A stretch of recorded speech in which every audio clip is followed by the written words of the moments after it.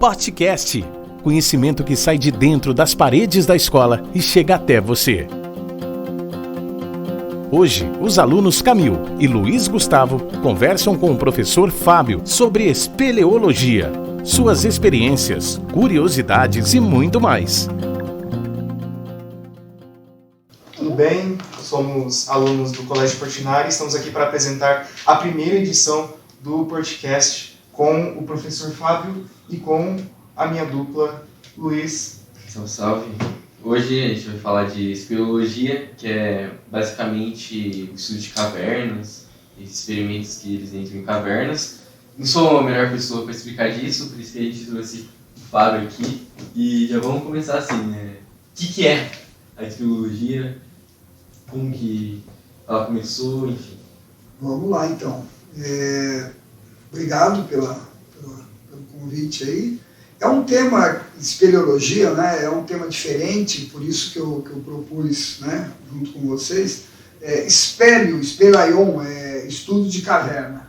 Então, o espeleólogo é um especialista que tenta pesquisar esse mundo subterrâneo. Então, o objetivo é esse, é explorar o mundo subterrâneo. E é uma atividade que envolve várias áreas da ciência. Então, a gente vai conversando devagarzinho, eu vou passando as ideias, mas principalmente o objetivo é o mundo subterrâneo, que envolve situações muito adversas, seja na área de biologia, seja na área de geologia, basicamente é isso.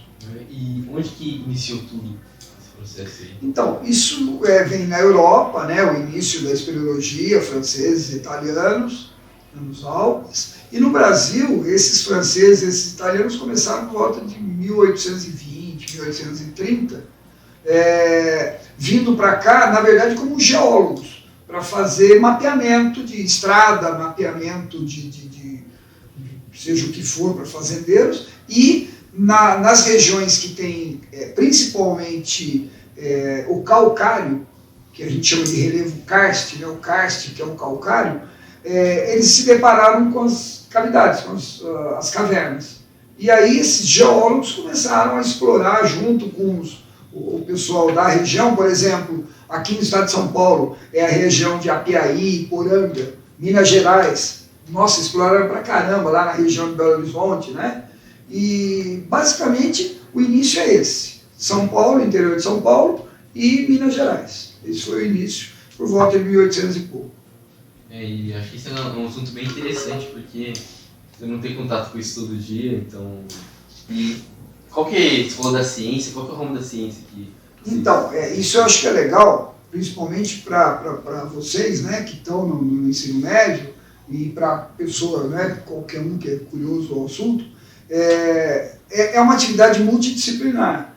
O geólogo vai estudar as rochas, a formação, como se forma a caverna, né? Existe caverna em vários tipos de rocha. Eu falei o calcário porque é a que é a mais comum, mas em quartzito, em arenito, tem caverna também. As mais profundas são em calcário. A área da ciência, que é o que você perguntou, o geólogo vai se preocupar com isso, o calcário, o arenito, o quartzito, como forma, né? O biólogo, que é uma área maravilhosa da espeleologia, é a bioespeleologia. Isso é muito interessante, porque dentro do ambiente subterrâneo, a caverna, ela é bem isolada, então não tem contato com o meio exterior. Então é um ambiente em que o biólogo pode estudar o ecossistema preservado, né? Então, existe, por exemplo, peixes que são albinos, porque por não ter luz, eles não têm pigmentação. Então, ele é praticamente transparente. Você vê a coluna, vê os ossinhos, ele é cego, né? Então, para a biologia, fora todo o mundo subterrâneo, que não tem onça, não tem elefante, mas tem micro-organismos e muito, muito interessante. Tá? Então, o ramo fora os morcegos, que é uma infinidade de tipos, tem que desmistificar esse negócio de falar de morcego, né, toda essa visão é errada. A gente sabe que o que mais tem é morcego que come frutinha. Então, isso não é o fim do mundo. Então, para o biólogo, é um paraíso. Né? Como você mencionou que há uma grande multiculturalidade nos ramos relacionados à espeleologia, eu fico me perguntando como vocês se preparam para isso. Vocês se preparam de maneira psicológica, se preparam de maneira direta, com equipamentos? Quais são os preparativos para quando você vai iniciar esse desenvolvimento de um ecossistema que parece que é conhecido, mas... Não, então é bem complicado, muito perigoso, né? A preparação não é 1 ano, 2 anos, são muitos, né? Não é assim entrar. A gente começou curioso, mas um curioso ele vai até um limite. A hora, no que a gente chegou de explorar cavernas, nós chegamos a ficar 20 e tantos dias dentro de caverna, explorando, mapeando. Então toda essa preparação não foi 1, 2 dias não, é longo. E o que você falou, tem a parte a parte física, que você tem que ter um preparo, né? Porque você vai carregar uma mochila de 20 quilos na costa por horas e horas, às vezes até dias. Né? Então tem que ter essa preparação física, é importantíssimo. Já vi gente pifar por falta de preparação física. Tem que ter uma preparação técnica, porque você vai andar em rochas, você vai andar no meio de abismos, você vai descer corda, você vai fazer rapel, você vai fazer passagem de uma corda para outra em situações totalmente... Bom, principalmente que é escuro, né? Escuridão total. Então você tem que ter essa preparação técnica, física e é o que você falou, psicológica. A parte psicológica, gente, é muito importante. E a gente passa e passou por cada perrengue, principalmente na parte psicológica. Vocês não tinham nenhum psicólogo na sua equipe? Alguém que não. Pudesse Mas a gente tentava, lógico, fazer um trabalho, mas é difícil, não tínhamos nenhum. Tivemos sim numa expedição que nós fizemos, que chama Operação Tatus, isso a gente pode até discutir daqui a pouco. Essa Operação Tatus foi na Bahia, e aí sim, tinha, além de biólogo, geólogo, arqueólogo, paleontólogo, né? Fotógrafos, psicólogos, nutricionistas, aí sim, aí é uma estrutura de centenas de pessoas. Mas as nossas explorações envolvem 4, 5, 6, 8 pessoas. Então, o que a gente aprende é que um ajuda o outro, né? Assim, eu sou seu anjo da guarda, você é o meu anjo da guarda. Então, se eu estiver fazendo alguma coisa errada, você tem que me chamar a atenção. Tá aqui, tá. Porque você está na beira de um abismo, às vezes, e principalmente quanto mais tempo você faz isso, né? Explora a caverna, mais, igual você viu agora um caso de uma menina que acho que pulou de paraquedas lá e caiu, se arrebentou. Quanto mais você faz atividade, você acha que você tem domínio.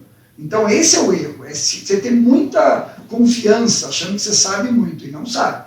Então a gente tem sempre que achar, você cuida de mim, eu cuido dele, o outro cuida dele. Então isso é fundamental. Nunca entrar em uma só pessoa na caverna, isso não existe. Um só, isso é loucura. Se eu falar, um cara ficou 5 meses dentro de uma caverna, é tonto, porque um só não serve para nada. Você tem que ter uma equipe com um objetivo. Né? O objetivo da nossa equipe aqui de Avaré, a gente, na verdade, não é só Avaré, a gente trabalhava com a turma lá da USP, em São Paulo, aí a gente trabalhou muito tempo com o pessoal lá de Belo Horizonte. Né? Então, a gente tinha sempre um objetivo. Basicamente, a minha função é exploração. É isso então, que eu ia perguntar, qual é o papel do físico aí, por exemplo? Pois é, eu tentei pôr a física na história, várias vezes. Né? Então nós já fizemos, por exemplo, medição de umidade relativa, né? Pus lá equipamentos para medir a umidade, ou temperatura, mas a física em si não tem muita coisa. E se tem, nós não temos nem aqui no Brasil muito equipamento para isso. Então, eu, como sempre fiz atividade esportiva, sempre gostei de esporte, o meu foco era a espeleologia voltada ao esporte. Né? Então, era pôr a mochila nas costas, jogar uma corda de 20, 30 metros, 50 metros, fazer rapel, subir parede, que nem lagartixa, explorando. Esse é o meu. o meu foco. Então, equipar um abismo, né? Então eu tenho lá um abismo de 20 e 30 metros, já tive abismo de 200 metros de altura. Então a gente tem que equipar esse abismo. Então eu era o cara que ia na frente, bater bucha, aprender os equipamentos, como o alpinismo. Só que, em vez de descer, subir parede ou descer, sei lá. Você era o cara que colocava a mão na massa. A mão na massa. Literalmente. Isso. Aí depois vinha o biólogo, coletar, né? Os biólogos gostam de coletar coisas, né? Vinha o geólogo, coletar. Não, estou brincando. Todos nós tínhamos, cada um tinha um fotógrafo, que era muito importante na equipe. Tem registro fotográfico, de vídeo disso na internet? Como é tem, que é? Tem muito. Como é que pode... Eu acho que você buscar espeleologia, seja de Avaré, o nome é ECA, Espélio Clube Avaré. Uhum. Em São Paulo, é o pessoal da geologia. Então, você buscar lá geologia, espeleologia, tem um monte. O pessoal de Rio Preto, como é que é o nome? Perto de...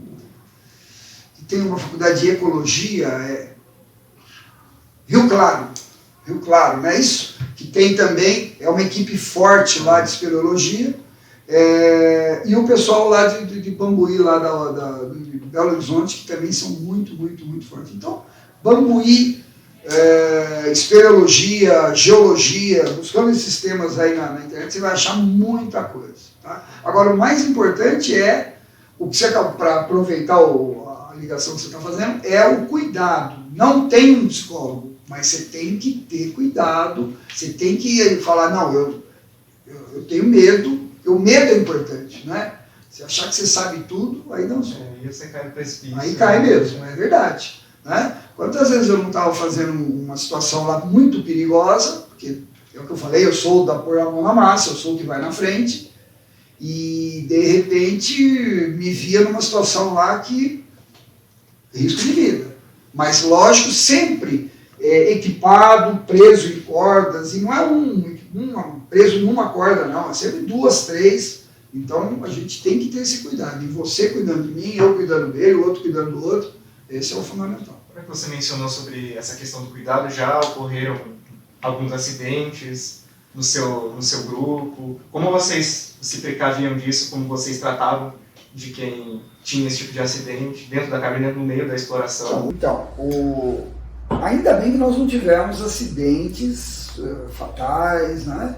Nós não tivemos nenhum problema assim extremamente sério, mas tivemos vários casos de acidente. O acidente fatal seria cair, se arrebentar, cair num abismo, isso nunca aconteceu.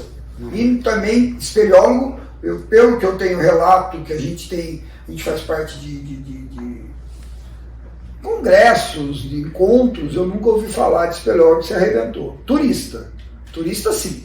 O turista curioso vai lá, olhar lá e bum, cai.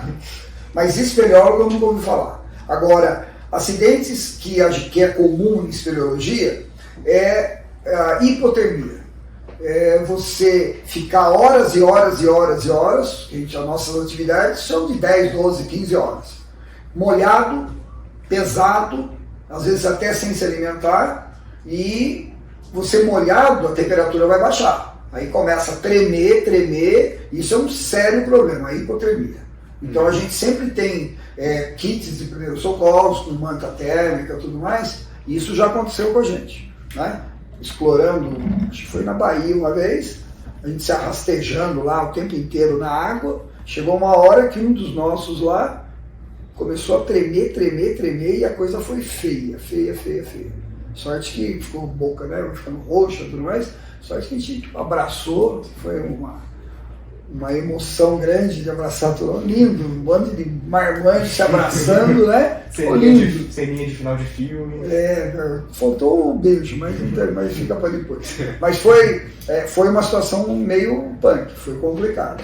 Aí a gente foi tempo ali, com aquela manta térmica, ele foi voltando. Outros casos de acidente, se perder,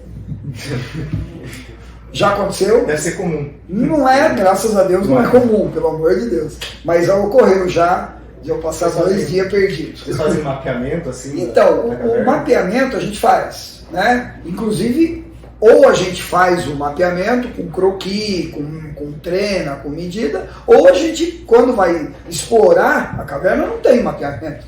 Nós estamos explorando. Então, quando eu falo que eu me perdi uma vez, aconteceu isso comigo, nós ficamos 2 dias meio perdidos. E baixa desespero, né? Mas é isso, né? Aí que tem a parte psicológica, né?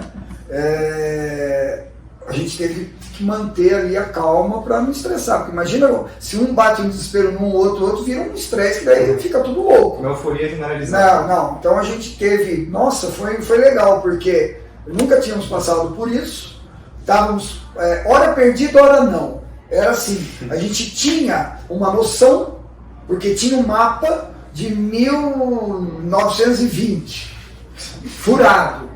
Né? E aí a gente entrou na caverna para reestruturar esse mapa que estava meio feio. Então a gente tinha uma noção do mapa ali. Então a gente olhava no mapa e falava, pô, mas parece que essa rocha aqui, será? É tudo igual. Então fica difícil. Então, hora a gente achava o caminho, achamos, acho que é isso aqui. Hora perdia, hora achava. Então nós ficamos tipo uns 2 dias meio acha, perde. No final, a vantagem da caverna, em algumas cavernas, é que tem o rio. O rio nos guia. Então, por pior que seja, vai para o rio, porque ou você sobe as paredes, né, nas laterais para explorar salões, que daí são salões secos, ou você volta para o rio. Então, numa dessa aí, tá perdido, não está se achando, volta para a base, volta para o rio. E geralmente, quando a gente faz exploração, que é o meu caso, eu tenho vários recursos, como uns LEDs, umas pilinhas com LED que fica piscando, então a gente põe alguns pontos, ou amarra uma cordinha e vai puxando a cordinha. Então tem umas manhas para tentar não se perder. Começou a andar em lugares de bifurcações, de labirinto, aí é problema. Aí é muito problema. Qual que é a preparação não psicológica, mas agora de equipamentos para vocês irem nesse lugar? Isso é um problema, porque nós não temos equipamentos no Brasil, né? Tem que ser tudo importado. Então, os equipamentos não são os equipamentos de alpinismo, porque tem gente que confunde, né? Porque como a gente faz alpinismo dentro de caverna, eles acham que usa. Não é. O equipamento de espeleologia, de alpinismo, rapel ou escalada, é diferente do equipamento de alpinista em montanha. Porque o nosso centro de gravidade tem que ficar mais embaixo. O do alpinismo, deixa eu pensar, de montanha, é mais em cima. Então tem toda uma posição da cadeirinha, do baldrier, dos mosquetões, que são diferentes. E o grande problema dos equipamentos é que é tudo importado. E a iluminação também. Né? Nos anos 80, quando eu comecei, 81, 82, a gente usava carbureto, que é um gás que sai num caninho, e aí põe fogo e fica a chama aqui. Com o passar do tempo, agora nos anos 2000 para cá, foi proibido o carbureto em algumas cavernas, porque a fuligem vai ficando tudo preto, então vai estragando as formações. Né? Isso é um tema importante, as formações de caverna, que nós vamos depois conversar. Então, o equipamento foi mudando também nesses anos 80 para cá, 40 anos. Hoje se usa para iluminação uma lanterna de LED. Né? Fora isso, o equipamento de alpinismo, que é bem técnico, basicamente são mosquetões. Os equipamentos de escalada na vertical para cima são os equipamentos de mão, que você vai subindo, e para descer é um descensor, que não é o 8, o pessoal usa 8 em alpinismo, a gente não usa o 8, a gente usa um outro equipamento próprio para descer. Fora isso, macacão térmico, né, de borracha térmico, tipo esses neoprene de borracha, e bota e protetor nas pernas. Então, todo esse equipamento, a grande maioria é importado. Isso é um grande problema. E acho que o principal, né? Qual que era o objetivo dessas explorações? Isso. Então, é o que eu falei. Existiam... cada expedição tinha um objetivo. Eu cheguei a ir para lá para passear. Como cheguei a ir para lá para... Por exemplo, teve uma vez que nós ficamos os 20 e tantos dias explorando uma caverna. Então a gente dormia lá dentro, saía, batia, explorava, volta. Teve época de ficar um dia só. Então o objetivo varia de época para época. Né? Por exemplo, como o meu assunto principal é explorar, então eu buscava lugares onde não havia ainda mapeamento, não havia nada. Então a gente juntava a equipe, vamos explorar aquele... E fora isso, né? Tem uma caverna conhecida, mas aquela região tal da caverna não foi explorada ainda. Então a gente batia naquela região. Esse era o meu objetivo. Agora, junto a isso, tinha o geólogo, que podia ir pesquisando a rocha junto com isso, tinha o fotógrafo, tinha o biólogo, que ia coletando material junto. Então, o objetivo, o paleontólogo, que era importantíssimo, né, para fazer a coleta também, nós já descobrimos fósseis de preguiça gigante, de bichinho, nossa, tanta coisa que a gente já descobriu. Quais foram as maiores descobertas, assim? Então, em que sentido? Na biologia? Biológico, então, na biologia, como não é o meu ramo, né, eu só acompanhava por literatura e estava junto com eles coletando.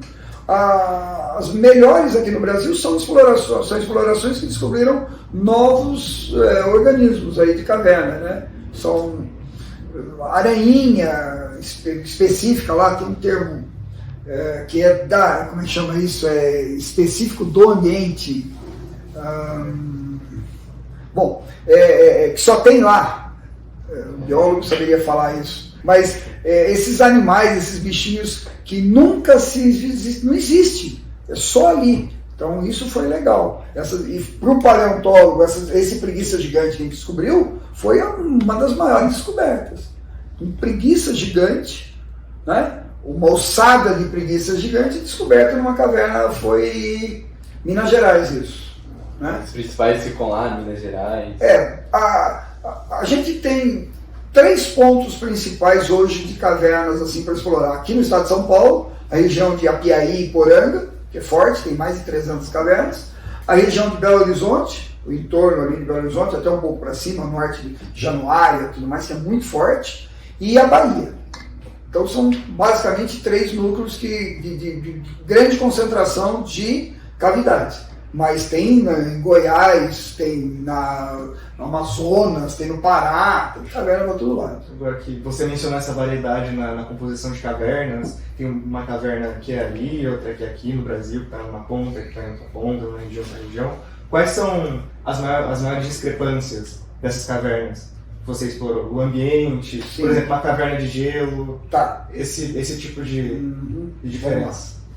Bom, cada região tem a sua particularidade, né? E aí entra a geologia da história. Por exemplo, aqui no estado de São Paulo, como as cavernas são na região mais próxima ao litoral lá, as grutas são, a gente chama de, o calcário é dobrado. Então as grutas são baixas, baixa 10 metros, 20 metros de altura, sei lá eu, baixas, e o calcário ele é dobrado, porque fica próximo ao litoral. Lá na Bahia, já a gente chama de estratificado, são cavernas amplas, monstruosas, salões de, sei lá, 500 metros por 100, 200 metros de altura. Então, você vê que é outro tipo de formação geológica. Né? Então, eu falo em calcário porque as grandes cavernas são de calcário.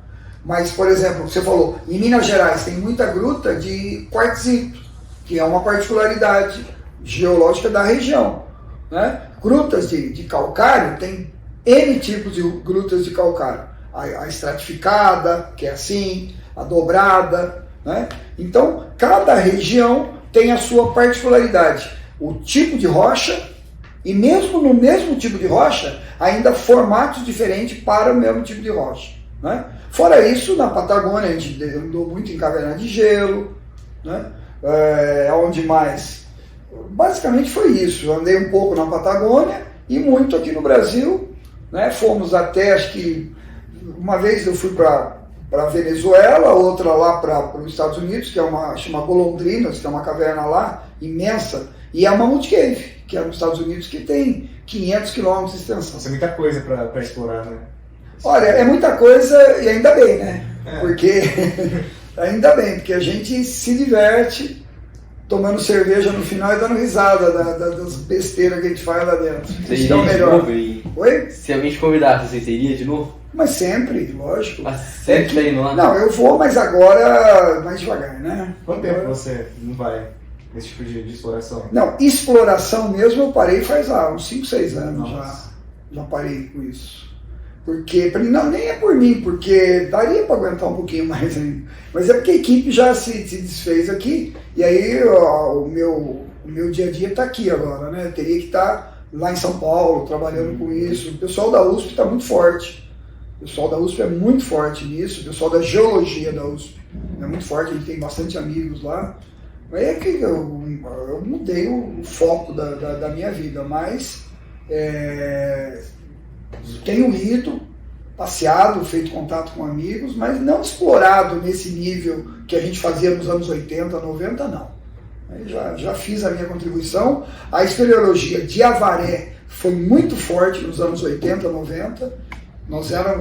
Eu cheguei a ser membro da comunidade ali, da sociedade brasileira, trabalhando fui já vice-presidente, já fui diretor de não sei o quê, diretor de... Já participei de várias, na parte de gestão, né? A gente fez isso também, que aquela parte fica atrás, né? Trabalhando em escritório, trabalhei bastante com isso também, né?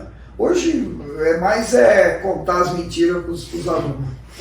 Deve ter sido descobertas muito contribuintes, assim, que você fez. Com certeza. E falando nessas descobertas, eu acho que todo mundo aqui, todos os alunos que estão assistindo a esse podcast, todos os alunos que perguntam para você durante a aula querem saber sobre tudo que você fez. Sobre, especialmente, aqueles... Quanto tempo você ficou, Marcos? 23 dias. 23 dias que você ficou. Então, é assim, é o que eu falei, cada expedição tem um objetivo, não é? O principal objetivo nosso era, na verdade, é se divertir. Não era, nós não somos profissionais.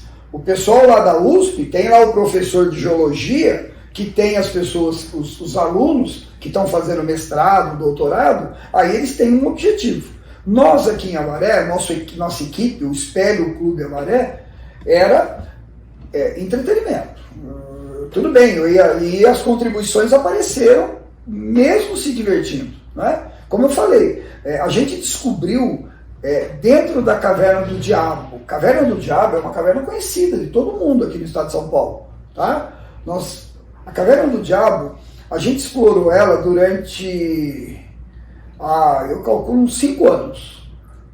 Indo assim, esporadicamente, né? Vai uma semana, fica lá, daqui 15 dias, um mês vai de novo, daqui 2 meses vai de novo. Isso nós passamos 5 anos. Nós quase que dobramos o tamanho da caverna. Então, a nossa equipe, e eu particularmente, descobri salões, inclusive tem um nome, que chama Saleca, Salão do ECA, lá dentro da Caverna do Diabo, né? Tem o Salão Gava, que é um dos exploradores, um dos amigos nossos, que faleceu. Nós demos o nome do salão que nós descobrimos, chama Salão Gava. Não tem o Salão Fábio? Não, eu sou humilde, eu não preciso. Tá bom, eu só vou explorar. Mas o legal é que na Bahia, que é a expedição que você está falando, houve 2 expedições que chamam-se Operação Tatus. Houveram 2 no Brasil.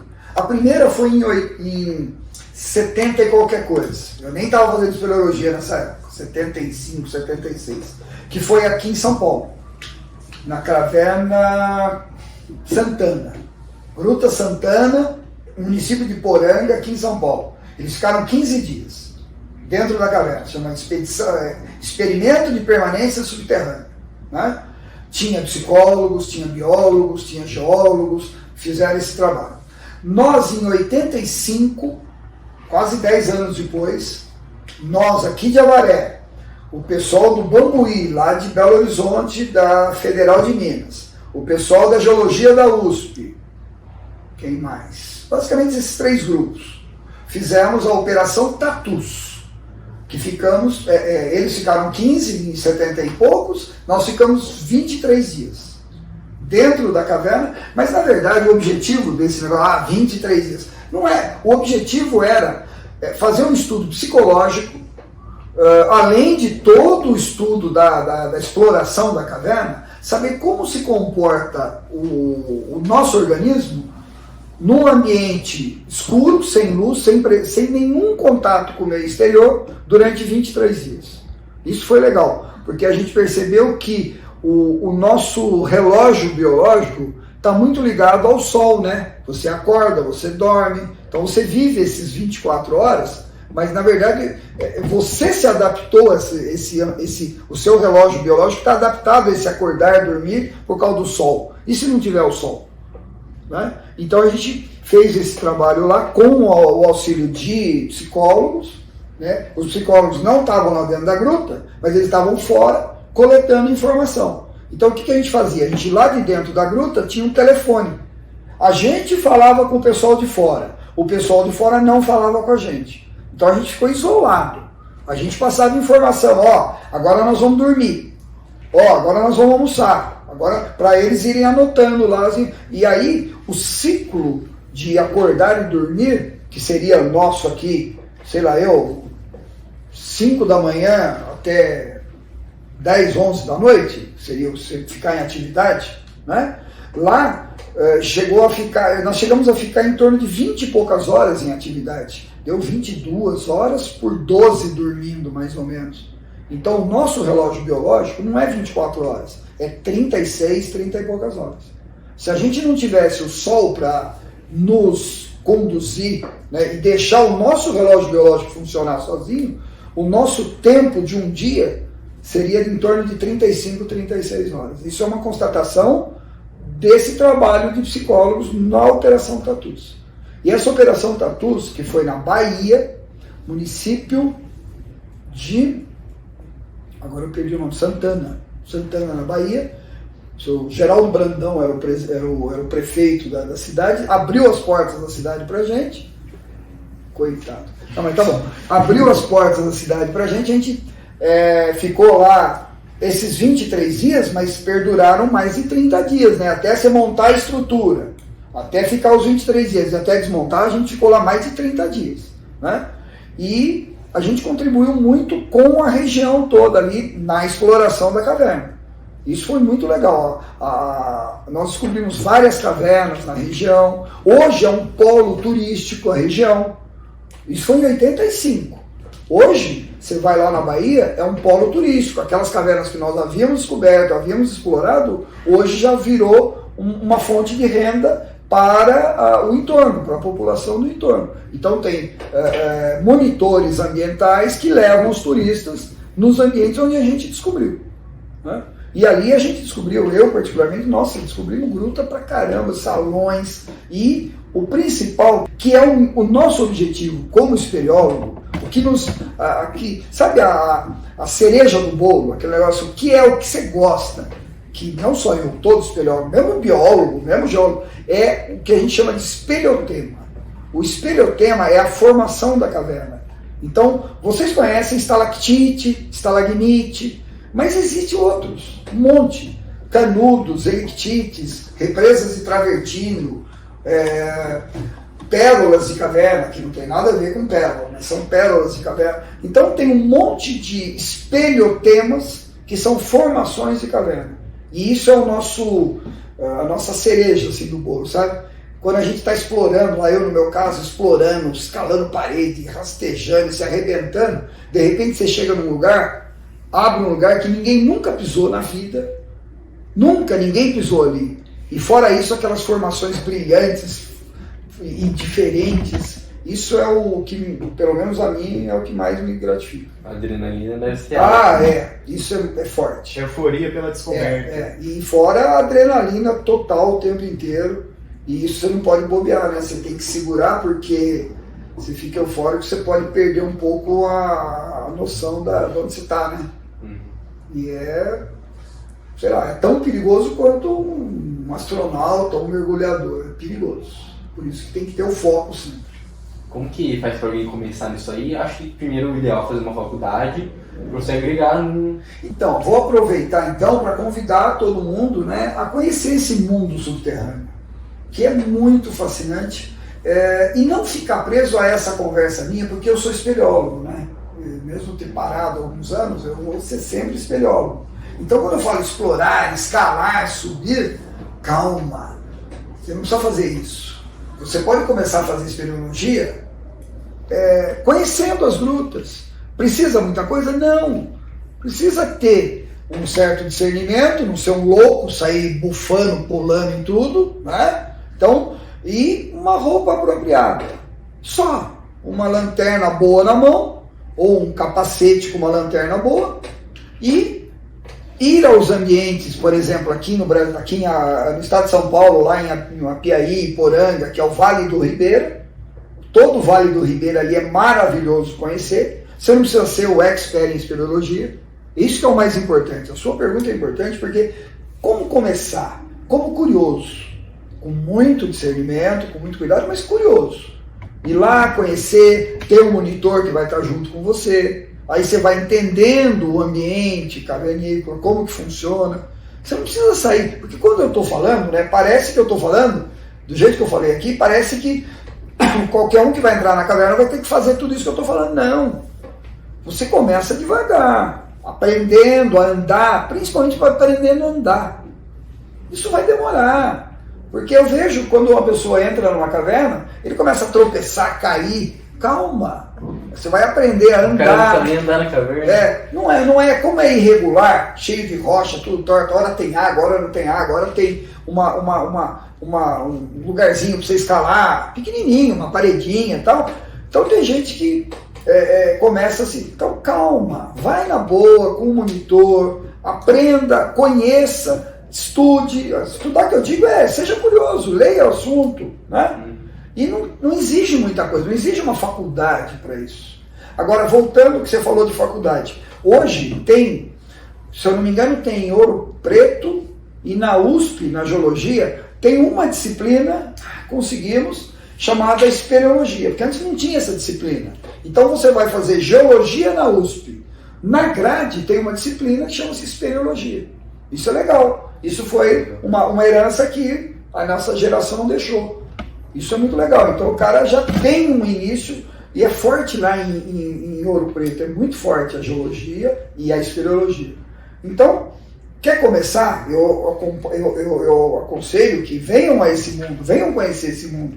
Não só o mundo da caverna, o mundo das riquezas naturais, né? Porque junto com a caverna, você vai conhecer o rio, a cachoeira, a montanha, a Mata Atlântica. Então esse ambiente todo é que é legal, né? O ecossistema todo é legal. Aí você, eu não quero fazer caverna, mas eu quero fazer foto de passarinho no mato. Lindo, vai fazer observação. Eu quero explorar cachoeiras. Ótimo, vai. Porque esses ambientes de caverna tem muita cachoeira, e a mata, lógico. Então, eu acho que não envolve você ser um expert, você fazer uma faculdade, não. É só ter um discernimento, não ser um louco, pegar um monitor e conhecer os ambientes, né? Hoje, o turismo ecológico aí está muito forte. Nos anos 80, não tinha turismo ecológico. Você falava que turismo ecológico era coisa de... não existia. Hoje, graças a Deus, existe toda uma indústria do turismo ecológico. Então, uma das partezinhas do turismo ecológico é a espeleologia. Então eu aconselho não só a espeleologia, ao turismo ecológico de uma forma geral, porque você conhecendo você pode preservar. Então eu peço, eu insisto, conheçam todo esse ambiente, seja de espeleologia, seja de mata, seja de montanha, porque conhecendo a gente preserva. Quem não conhece, não preserva. Sim. É isso? Eu creio que seja uma experiência bem recompensadora fazer esse desbravamento que você sugeriu, porque é uma área que engloba muitas variáveis, como a gente disse aqui ao longo do podcast. E muito obrigado pela sua participação. Valeu, Fábio. Obrigado. Eu que agradeço. Parabéns pela iniciativa e pela fluidez aí da conversa, achei legal. Obrigado. E obrigado também toda a estrutura. Toda a equipe que nos auxiliou nesse momento. E eu acho que é isso. Gostaram? Então compartilhem e sigam nossas redes sociais. Facebook Portinari, Colégio, Instagram, @Colégio Portinari Avaré e o canal no YouTube Colégio Portinari. Até o próximo podcast.